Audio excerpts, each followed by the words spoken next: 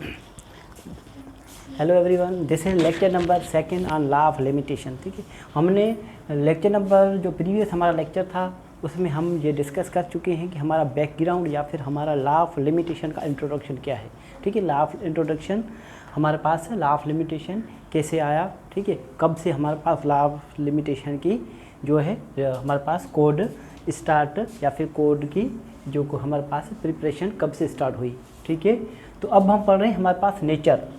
ठीक है, किसी भी कानून को, किसी भी आप सब्जेक्ट उठा लें, कोई भी सब्जेक्ट जिसमें आपका इंटरेस्ट हो उसको समझने में, तो उससे पहले आप इसका नेचर ज़रूर पढ़ें, क्योंकि नेचर जो है उससे आपको पता चल जाता है कि इसकी इफ़ेक्ट क्या है।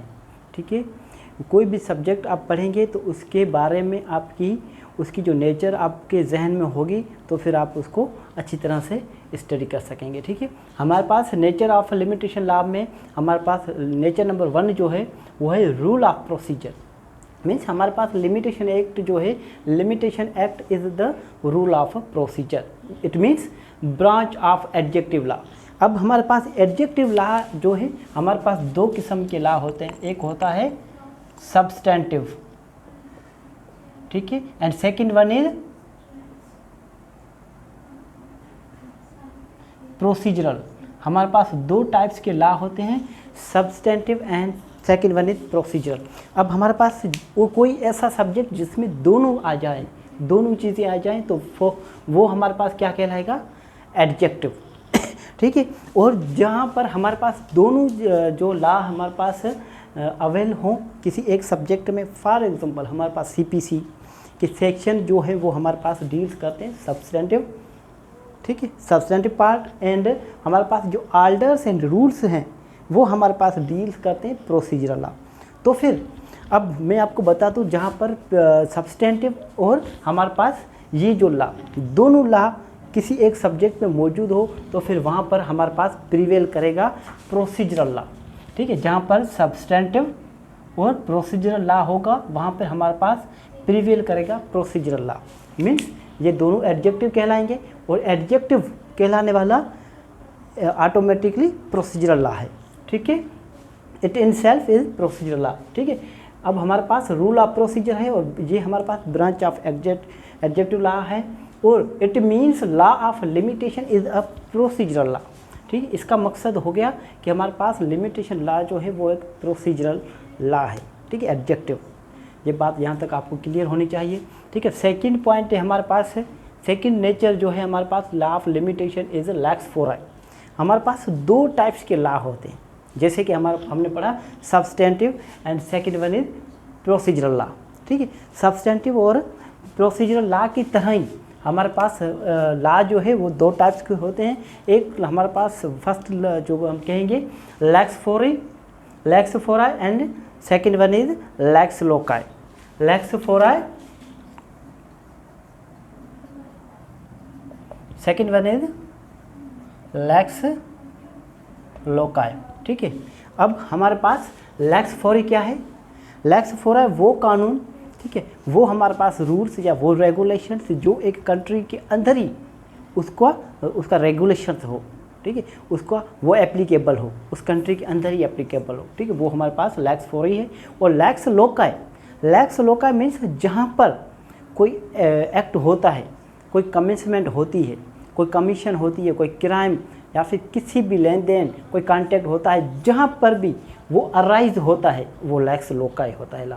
ठीक है, अब हमारे पास लिमिटेशन जो लॉ है वो हमारे पास है lex fori. Means law of forum, means जहाँ पर आपका एक्शन कहीं भी हुआ हो, एक्शन या तो फिर अराइज हमारी विद इन कंट्री हुआ हो या फिर आउट ऑफ कंट्री हुआ हो, मगर हमारे पास क्या होगा, जहाँ एक्शन लेकर आएंगी, ठीक है, जहाँ पर एक्शन लेकर आ रहे हैं जिस कोर्ट में, उसी कोर्ट के अंदर उसी कंट्री के अगर रूल्स या कोई उसका रेगुलेशन या फिर उस कंट्री का जो लॉ है, for example law of limitation की बात कर रहे हैं और लिमिटेशन उस कोर्ट पर अप्लाई हो रही है, तो उसका मकसद अब ये लेक्स फोराई है। ये लॉ जो है हमारे पास law of limitation is lex फोराई।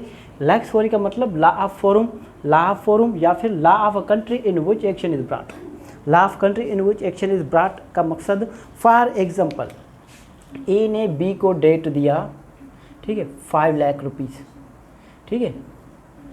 अब हमारे पास ए जो रहते हैं वो भी इंडिया के अंदर रहते हैं, बी भी इंडिया के अंदर रहते हैं, ठीक है। आफ्टर ड्यू डेट या फिर विद इन प्रिस्क्राइब्ड पीरियड बी जो है हमारे पास ए को लोन वापस डेट वापस नहीं कर रहे, तो हमारे पास ए क्या करेंगे, with in prescribed period courts में जो अपनी जो कोर्ट्स में जाएंगे, ठीक है, रेमेडी अवाइल करने के लिए।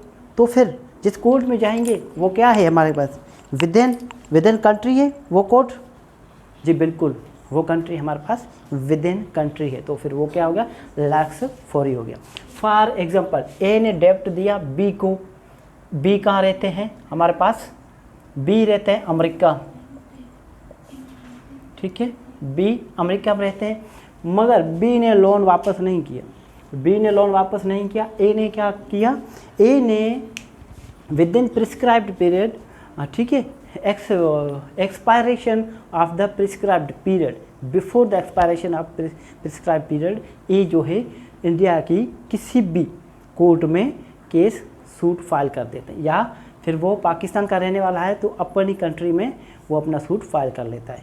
जब वो अपना सूट फाइल कर लेता है वो अमेरिका है का है, मगर जब रूल्स या फिर जो रेगुलेशन इस्तेमाल होंगे वो होंगे इसी कंट्री के, जिस कंट्री में कर्ज देने वाला रहता है जहाँ उसने सूट फाइल किया, तो फिर वो हमारे पास क्या हो गया, लैक्स फॉरी। लैक्स फॉरी को हम ऐसे भी कहेंगे, डोमेस्टिक लॉ भी कहेंगे, क्योंकि डोमेस्टिक मीन्स एक घर का कानून, एक बाउंड्री के अंदर इस्तेमाल होने वाला। डोमेस्टिक पॉलिसी भी कहेंगे, लैंड लॉ कहेंगे। फाइनल लैंड लॉ मतलब जहाँ आप रहते हैं, जिस इलाके में आप रह रहे हैं, जिस कंट्री के अंदर रह रहे हैं, जिस स्टेट के अंदर, वहाँ का जो भी लॉ है वो, ठीक है। अगर हमारे पास ये जो लिमिटेशन एक्ट है ये प्रोसीजरल भी है, उसके बाद ये लैक्स फॉरी भी है, ठीक है, दोनों बातें आ जाती हैं, तो फिर ये क्या हो गया, ये हमारे पास एक रूल बन गया, it means rule of law हो गया। 3 नंबर पॉइंट। 4 नंबर पॉइंट में कहता है exhaustive in nature. Exhaustive in nature का मकसद मतलब हमारे पास जो लॉ ऑफ लिमिटेशन है वो कम्प्लीटली है, कम्प्लीटली इन नेचर या कंप्लीट इन नेचर, ठीक है, या कंप्लीट इटसेल्फ। इसका मकसद क्या है, ये हमारे पास यूनिफॉर्मिटी रखता है, ठीक है। Law of limitation is in uniformity. Uniformity मकसद क्या है, मतलब ये हमारे पास सब पर अप्लाई होगा, किसी भी टाइप्स का सूट हो, कॉन्ट्रैक्ट हो, कहीं भी हो, अकाउंट्स का मसला हो, ठीक है, हमारे पास किसी भी टाइप्स का हमारे पास सूट हो, अगर वहाँ पर लिमिटेशन एक्ट अप्लाई हो रहा है, मतलब ऑल मैटर में अप्लाई हो रहा है, तो इसका मकसद है ये यूनिफॉर्मिटी रखता है, सब पर अप्लाई हो रहा है। लॉ ऑफ लिमिटेशन हमारी कंट्री में एक ही है, हम पाकिस्तान में रहते हैं तो फिर हमारे पास पाकिस्तान में लॉ ऑफ लिमिटेशन एक ही है, इंडिया में रहते हैं तो हमारे पास लॉ ऑफ लिमिटेशन एक ही है। अगर किसी भी कोर्ट में जाएं, अगर वहाँ क्वेश्चन अराइज होता है लॉ ऑफ लिमिटेशन का कि आप लिमिट में आएँ या फिर आपका हम सूट एडमिट नहीं कर रहे, आपकी जो हमारे पास आपने जो एक्शन जो अराइज आपका हुआ है और आप जो एक्शन लेकर आए हैं हमारे पास, वो हम जो है ये रेमेडी आपको अवेलेबल नहीं है, because this is the time barred, ये हमारे पास टाइम बार्ड है, हम आपसे आप रेमेडी यहाँ से वसूल नहीं कर सकते, ठीक है। तो फिर वो हमारे पास क्या हो गया, हमारे पास ये एग्जॉस्टिव नेचर हो गया, ठीक है, कहीं भी, ठीक है। और उसके अलावा ये हमारे पास can not extended by analogy. Analogy का क्या मकसद है, एनोलॉजी मीन्स, एनोलॉजी से मतलब हमारे पास फॉर एग्जाम्पल लिमिटेशन में किसी भी चीज़ की हमारे पास टाइम लिमिट बता दी। फॉर एग्जाम्पल ए ने बी को लोन दिया, डेट दिया, ठीक है, उसका अगर वो जो हमारे पास जो डेट दी गई है वापसी की, रिटर्न की, उस डेट के बाद जो टाइम पीरियड है वो हमारे पास है 3 इयर्स।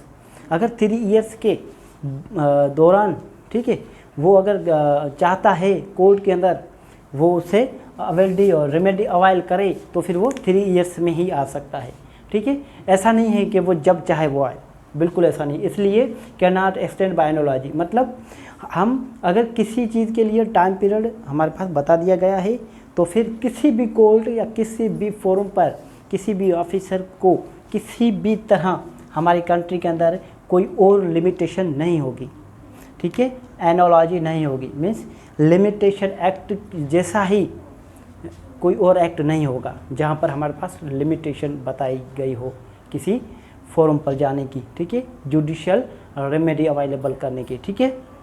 उसकी एक अथॉरिटी है पाकिस्तान की PLD 1995 supreme court, page number 546, ठीक है, ये आप नोट कर लेंगे, ठीक है। उसके बाद हम चलते हैं 5 number point, act applies only to civil cases.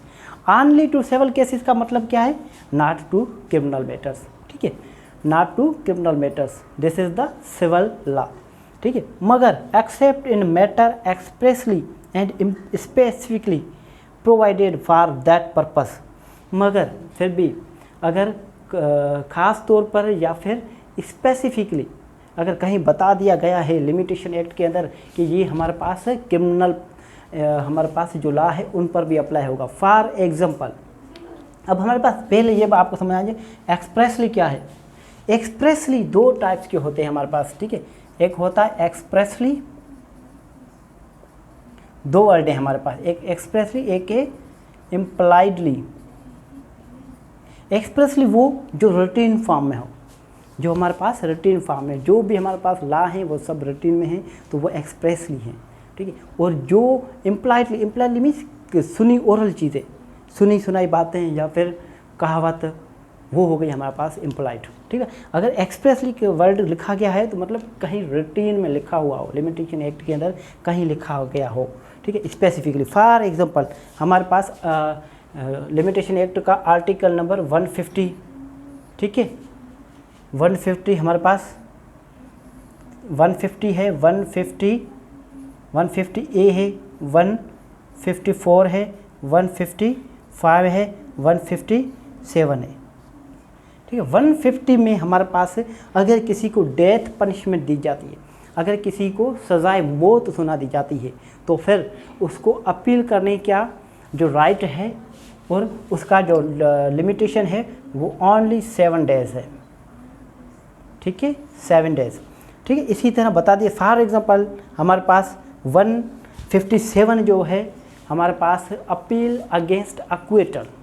अगर किसी को आज़ाद कर दिया गया है, किसी के ऊपर जो चार्ज थी वो चार्ज ख़त्म कर दी गई, उसको अक्वेट कर दिया गया। अब हमारे पास जो एग्रीव्ड पर्सन है वो चाहते हैं कि नहीं ऐसा नहीं होना चाहिए, इसको सज़ा मिलनी चाहिए, तो फिर हमारे पास उनके पास जो रेमेडी अवेलेबल है उसका टाइम पीरियड है बता दिया गया है हमारे पास आर्टिकल नंबर 157 के अंदर, वो है 6 मंथ, 6